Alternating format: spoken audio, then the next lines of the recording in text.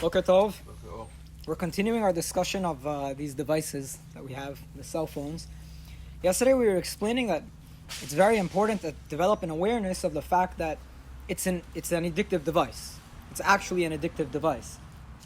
I actually read a book. I think the book is called Irresistible. I don't remember who the author was, but he actually went through the details of how they make these things addictive. Like he goes through the science on the kinds of things that the mind could easily get addicted to, and then he explained how they insert all of that into the phone. So the awareness that it's an addictive device. Now, why is it relevant to what we're saying? Because when people have distress, and when they're sad, and when they're suffering and depressed, you'll always look to cope with an escape mechanism, with an escape device. And it's not a good thing. Those escapes, they're temporary. They make you maybe feel a little bit, they numb the pain a little bit for a temporary, but they exacerbate it over time.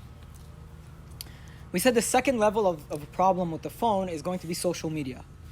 If there was something that they would have said is made to cause people to have unhappiness in life, they couldn't have created a better thing than social media. What is the idea behind social media? Everybody looks beautiful, perfect. Everybody presents themselves having the best life ever. Even the filters that they have. And then they filter it. Nothing is real. It's all falsehood. It's all lies.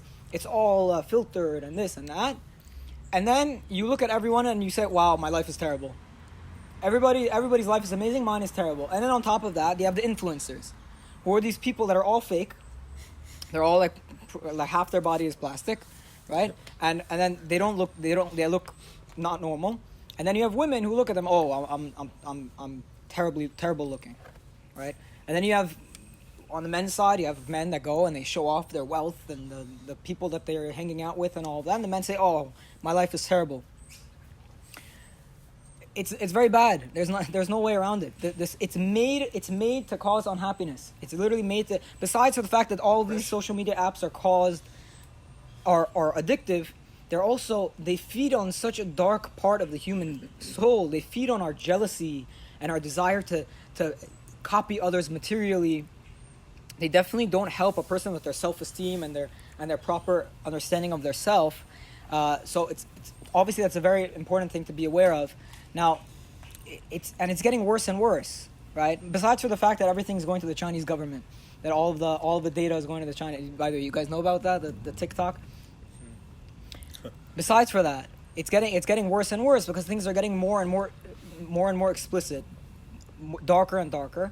So we have to realize that's something we have to be aware of. First of all, for kids, like I see kids that are bar mitzvah kids, I deal with them. It's so hard to see because they're all addicted to social media. But what it does to their brain, like what it does to their self-concept, it's all falsehood.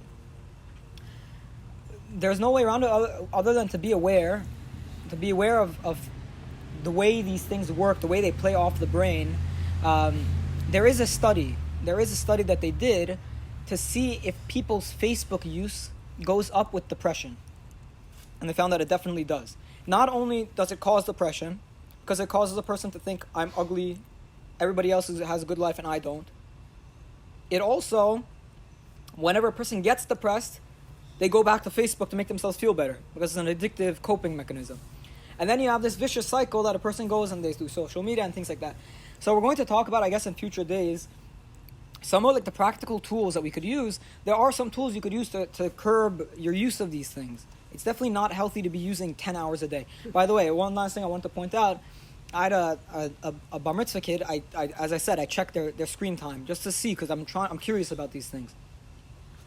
I had a kid that from, what was it? It was like Sunday morning to Sunday night, 15 hours.